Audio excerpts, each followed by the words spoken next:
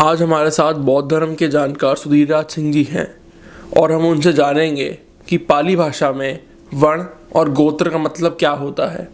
सुधीर राज सिंह जी बताइए हमें। देखिए, पाली भाषा में जो ये शब्द है इसको बोलते हैं वन। वर्ण का मतलब है वै, आधा णे और पूरा णे। और इसका पाली में कोई ऐसा मतलब नहीं है कि ये वर्ग है या कोई क्लास है या क्लासिफिकेशन है, जैसा कि आम बोलचाल में कहते हैं कि वर्ण एक क्लासिफिकेशन है, जैसे बोला जाता है कि 4 वर्ण हैं, क्योंकि वहाँ वर्ग को वग्ग बोला जाता है पाली में। तो वर्ण क्या है? वर्ण बेसिकली, वर्ण पाली में या वर्ण का मतलब होता है रंग, कलर। जैसे हम कहते हैं श्वेत वर्ण या श्वेत वर्ण, पाली में कहेंगे तो श्वेत वर्ण या श्वेत वर्ण, सफ़ेद वर्ण का, श्याम वर्ण काले वर्ण का, काले रंग का, या पीत वर्ण बोलेंगे, पीत का मतलब है पीले वर्ण का, या लोहित वर्ण बोलेंगे, रक्त वर्ण बोलेंगे, लाल वर्ण का, लाल रंग का, हरित वर्ण का मतलब है हरे रंग का, नील वर्ण का मतलब है नीले रंग का। ये ऐसे करके वर्ण का मतलब सीधा सीधा स्पष्ट है कि पाली में इसको रंग बोलते हैं। अब वर्ण की दिक्कत क्या है और परेशानी क्या है कि जब भारत में सारे लोग यहाँ रहते थे और सब लोग यहाँ मूल निवासी यहाँ के थे, तब यहाँ सिर्फ रंग था, इसका मतलब कलर, और कोई मतलब नहीं था।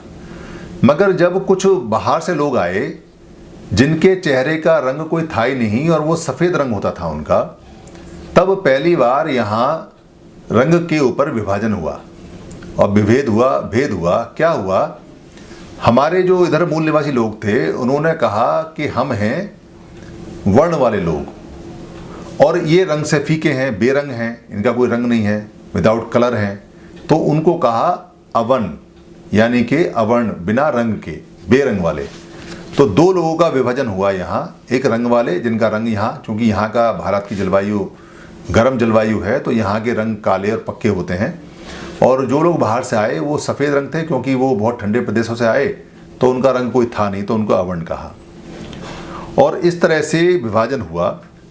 फिर मिक्स उनके और यहाँ की जो संतानों से मिक्स संतानें आईं या जो मिक्स लोग आए उनको कहा संकर वर्ण।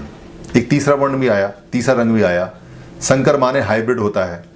संकर, पाली में भी संकर नाम है इसका, संकर नस्ल बोलते हैं इसको, या संकर ब्रिड, या संकर वर्ण, या संकर वन। इसका मतलब है एक मिक्स लाया और उस मिक्स को या संकर वर्ण को, हाइब्रिड को, एक तीसरा वर्ण बना। ये 3 वर्ण थे। अब 3 वर्णों के ही यहाँ लोग थे और 3 वर्णों में जिनका रंग अच्छा माना जाता था उनको सुवर्ण बोलते थे। सुवर्ण माने, जैसे सु माने अच्छा होता है, सुवर्ण माने अच्छा रंग, देखने में अच्छा लगे। और जो बाहर के लोग आए जिनको अच्छा नहीं मानते थे वो अवर्ण हो गए, यानी कि उनका कोई रंग नहीं था। डिस्ट्रीब्यूशन यहाँ तक था, यहाँ तक तो बात ठीक थी। मगर बाद में जो वर्ण बनाए गए वो वर्ण पाली में कहीं दिखाई नहीं देते, जिसमें ये कहा गया कि क्षत्रिय वर्ण। क्षत्रिय वर्ण इसलिए पाली में एग्जिस्ट नहीं करता क्योंकि पाली में 6 वर्ड ही नहीं है। जब 6 वर्ड ही नहीं है तो क्षेत्रीय वर्ण नहीं है, क्योंकि जो लोग खेत में काम करते थे उनको खेतीय बोलते थे। और भारत में पाली के बुद्ध के समय से पहले तक में सेनाएं नहीं होती थी। जब सेनाएं ही नहीं होती थी तो क्षत्रिय कहाँ से आए? और उस समय तक हथियार भी कोई खास नहीं होते थे, और पहले तो बिल्कुल हथियार थे भी नहीं, तो युद्ध भी नहीं होता था, संगठित सेनाएं भी नहीं थी और युद्ध भी नहीं होते थे। तो क्षेत्रीय वर्ड 6 वर्ड पाली में नहीं है। पाली में खेतीय मिलता है, यानी जितने भी लोग थे वो खेत में काम करते थे, इसलिए उनको खेतीय बोलते थे।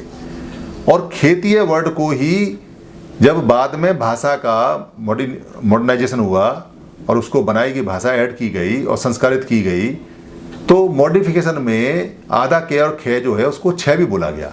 दोनों शब्द चले। अभी हम खेत भी बोलते हैं और क्षेत्र भी बोलते हैं। और आप ध्यान दें कि क्षेत्र और क्षेत्र दोनों एक चीज़ हैं।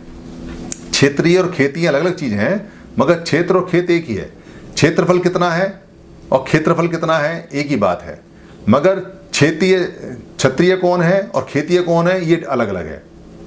तो भाषा के अंतर से जो खेतीय थे उनको क्षत्रिय कहा गया और जो क्षत्रिय थे उनको खेतीय कहा गया। ये डिफरेंस हुआ।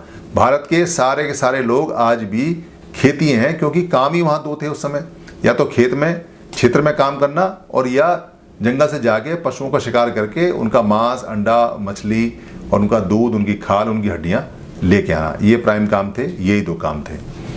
तो वर्ण व्यवस्था जो ये बताई गई है, ये पाली के हिसाब से रंग भेद है और ये साफ साफ कहती है कि यहाँ के जो मूल निवासी हैं वो काले पक्के रंग के हैं और उन्हें अपने रंग पे बड़ा गर्व है और बड़ा गुमान है, क्योंकि वो ये मानते हैं कि वो रंगीन लोग हैं, रंग वाले लोग हैं, और जो बाहर से आए वो सफ़ेद लोग हैं, उनका अवर्ण है, उनका कोई रंग नहीं है, अवर्ण है। और गोत्र जो है, गोत्र कुल या वंश, गोत्र कुल या वंश जैसे गौतम वंश है या शाक्य वंश है या शाक्य कुल है, ये जो लाइनें चली आ रही है, जो वंशावली चली आ रही है कि हमारे पिता कौन, उनके पिता कौन, उनके पिता कौन, ये गोत्र उसको बोला जाता है। सिंपल सा होता है कि जो जिस कबीले में, कुल में आता है वो उसके कुल का, कबीले का माना जाता है, वो उसका गोत्र होता है। ये एक जानकारी के लिए, एक पहचान के लिए होता है कि कौन आदमी कहाँ से संबंधित है। पाली में सिर्फ इतना ही है। धन्यवाद।